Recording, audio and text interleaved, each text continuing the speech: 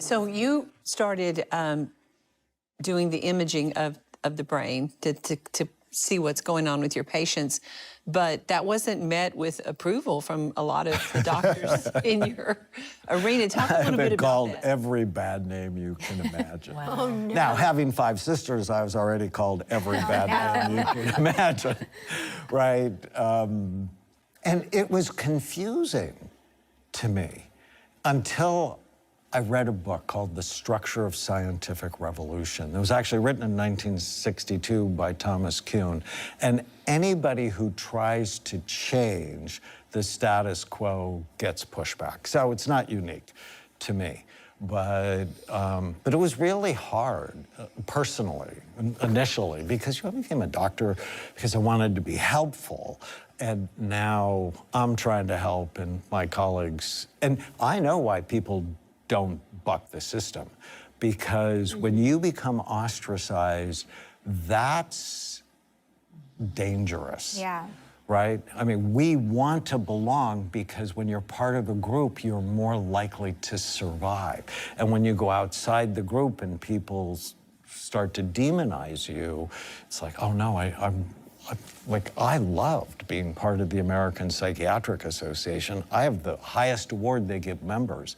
But for a time, I'm like, I can't deal with you people at all. What gave you the motivation to push past all of the negative feedback and the pushback that you were getting?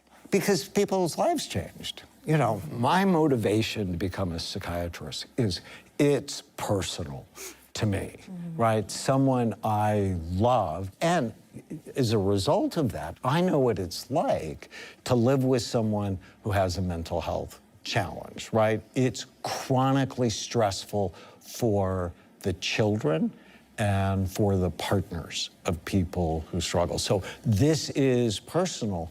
And when I saw, and God's completely in the center of this, because my first 10 cases, I remember every one, and it dramatically shifted what I did for them. Yeah, and you got to that place to where you stayed focused on helping people and doing what you felt like God had called you to do versus the approval of people in that circle. You're like, I'm going to continue on, because you had a peace with knowing you're doing the right thing. One of the stories you shared that I want you to share with our audience today is about your nephew, where it's a perfect example of something going on with the brain that could have been misdiagnosed, and his life could have been forever changed. Yeah, it almost makes me cry to think about it. And so I start scanning with the imaging tool we use now, brain SPECT imaging. It's a nuclear medicine study that looks at blood flow and activity in 1991. And I'm so excited about it. And in 1992, I go to an all-day lecture given by the American Psychiatric Association on brain SPECT imaging in child psychiatry. 1993, I teach in it, but then sort of they lost their mind and they're like, you shouldn't image. And I'm like, don't tell me what to do, right? I'm a middle child. Don't tell me what to do. Right. I think for myself. But in 1995, I'm not sleeping. I'm anxious. I'm like, why aren't they getting this? And I'm really upset.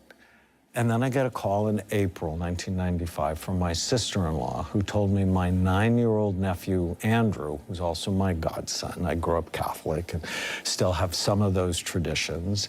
And that Andrew attacked a little girl on the baseball field for no reason and hurt her.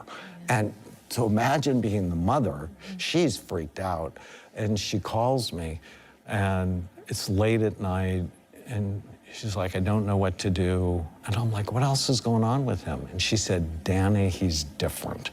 He's mean, and he doesn't smile anymore. And I went into his room today and found 2 pictures he had drawn. One of them, he was hanging from a tree. The other picture, he's shooting other children. So if you think about it, he's Columbine or Aurora, Florida, Aurora, Colorado, or Sandy Hook. It's a disaster what's waiting for this child. And 999 child psychiatrists out of 1,000 would have put the child on medicine and put him in therapy.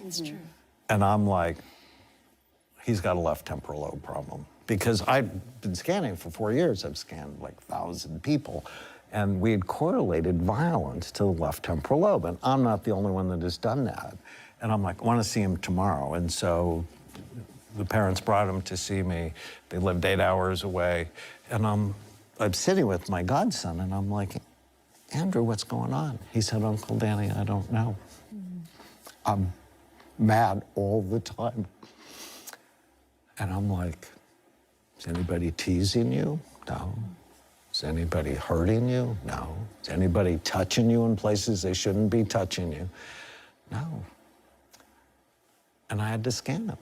Because if you don't look, you don't know. Like, let's stop lying about that. If you don't look, you don't know. And when we scanned him, and I'm with my mentor, and I hold his hand while he's holding his teddy bear while he's getting scanned. And then afterwards, I go to the computer, the image comes up, and my mentor writes down, because he doesn't want the mother to see it, he's got a huge hole in his temporal lobe, tumor, cyst, stroke. Oh my goodness.